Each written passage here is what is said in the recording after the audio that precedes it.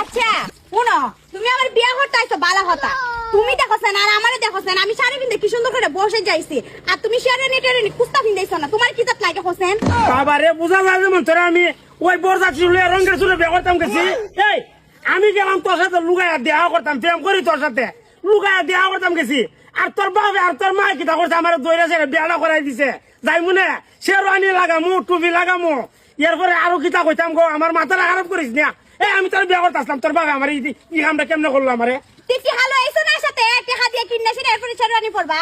আমার তো তোর বিয়া করবার নিয়তই নাই, আসল কথা নকল কইলাম তোরে। আট আট যা। তাহলে কি তুমি অনেকের সাথে ব্যবহার নিতে? এই আমি তোর সাথে প্রেম করি, তোরে কি বিয়া করবার লেগে গেছিলাম? তুমি ব্যবহারে গেলি কেমন, সে বিয়া করবা লাগে না? হ্যাঁ আর বিয়া করবা লাগে প্রেম করে না? আরে বিয়া তো করার বিষয়, আগে প্রেম করি এনে।